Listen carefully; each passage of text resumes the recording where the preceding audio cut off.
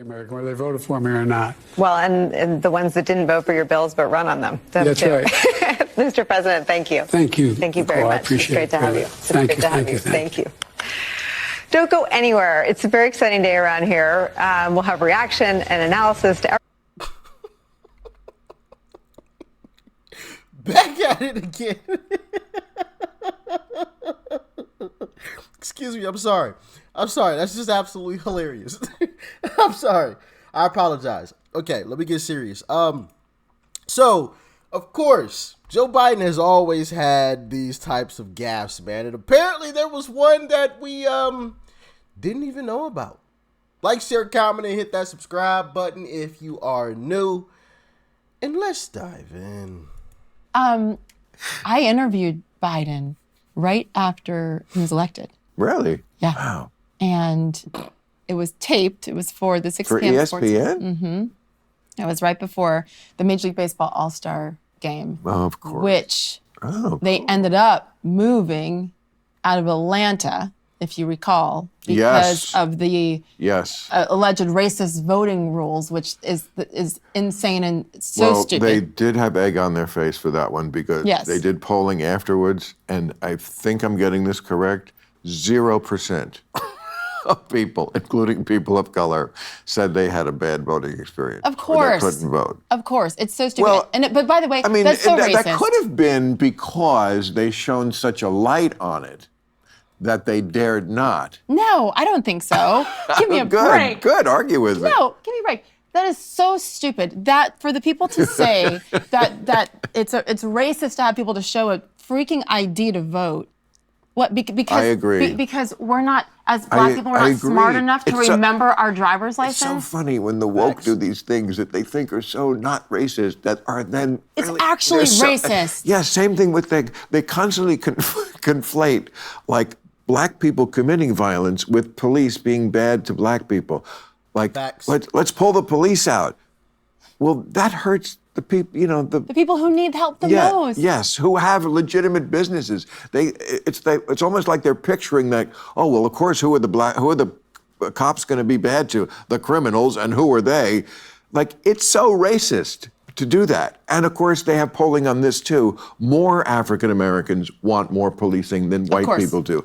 This is the great story in Minneapolis. We're going to get into the whole Joe Biden situation. I just wanted to show this because I thought this part of the conversation was also a great part of this conversation between Bill and Sage Steele. So, yeah. They're fired, I forget, or so many cops quit. Yeah. After the George Floyd murder. Okay, so... Well, they were trying to defund completely after that, too.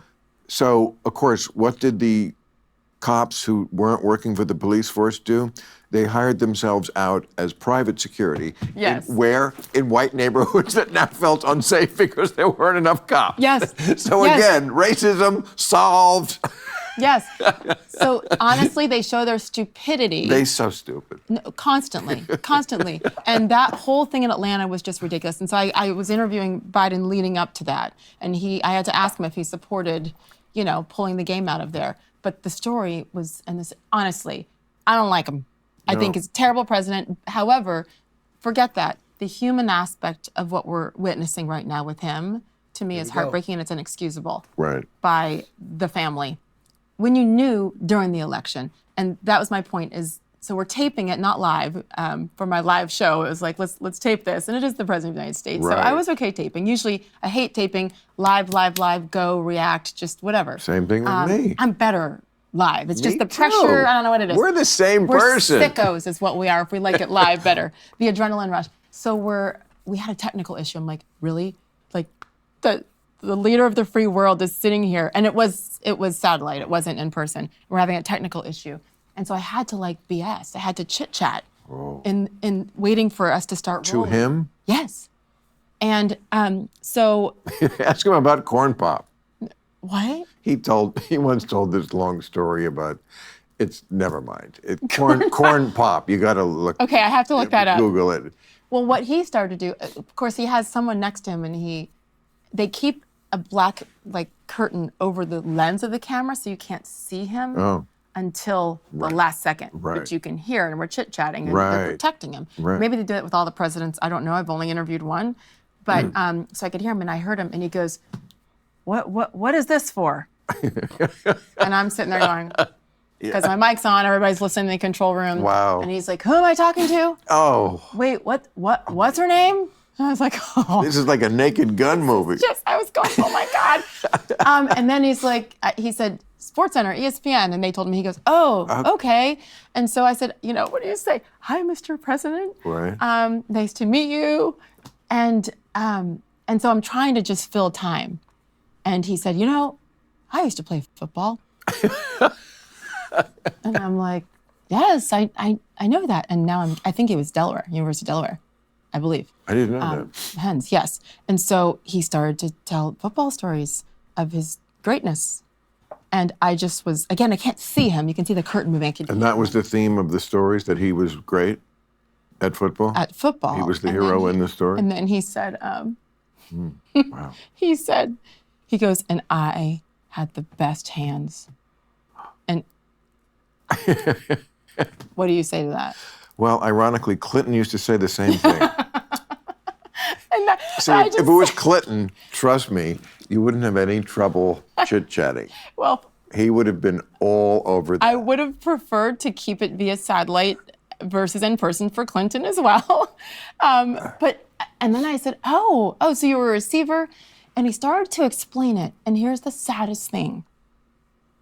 His voice just trailed off. He said, I was good. And then he went silent and he goes, oh, never mind.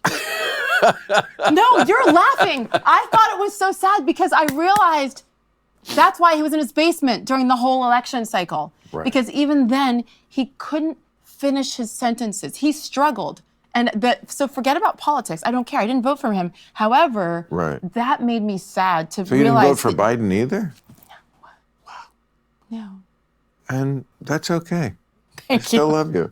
Okay, thank you. And also, No, hell no, I didn't vote for Biden. And look, look even what with we have. even with the choice being Trump. Yes. But see, that's A, B, C, D, E. That's just the E. You gotta accept the E. It's okay. It is. I will never really understand it, or him, or half the country. But you know what? I love people who have crazy E's. But I also think that everyone, and this is how I've learned to remain, my relationships and friendships and relationships with family members is just, who cares about the political stuff, or Right. else you're going to have Right. those rifts. But I really think that what we fail to realize is everybody has a reason why they vote for Trump. They don't vote for Biden, whatever it is. Absolutely. And Bingo. Bingo. There you go. But, it truly is sad, as much as we, have our jokes and everything, and we're going to have some more. It is a sad thing to watch. It really is, for someone to not even be able to really finish sentences and, is mumbling and bumbling through things and falling over and, because obviously getting old is a beautiful thing, as I've stated before, and I'll always state that because I know, obviously we all know the alternative, death, right? It's death. There's a lot of people who will not get the opportunity to see the ripe old age of 70, 60, 50, some even 40. Some didn't even make it to 30. I'm sure we all know someone who didn't even make it to 30, right? So, I will always say that getting old is a beautiful thing. It's never a bad thing, but to watch it go down like this and to be in a position of leadership like he is, I personally think it's unacceptable. But, y'all let me know. But of course, that wasn't the first time he's ever had a gaffe. Let's take a trip down memory lane a little bit, shall we? Check it out. And now it is my great honor to introduce the President of the United States, President Joe Biden.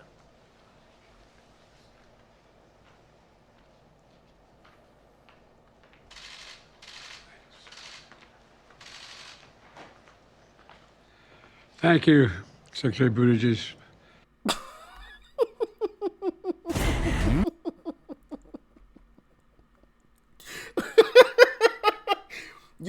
did not deceive you.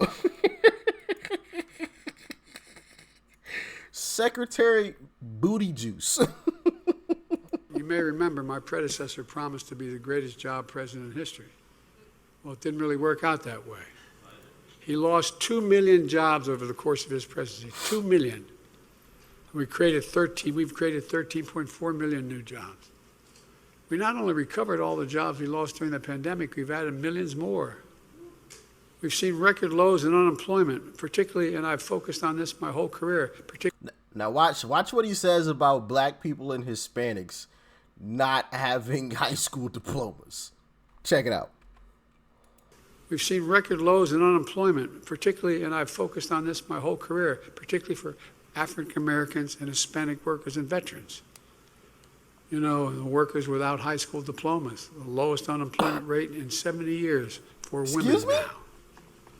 You know, by the way, when I got elected, I promised I wanted. That's absolutely insane. Excuse me?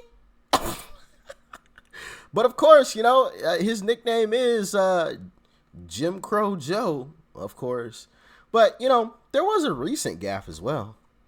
The CBC member staff in the room here include those who serve across my administration. Volume is pretty low. Like Secretary of Housing and Urban Affairs, great Marcia Fudge.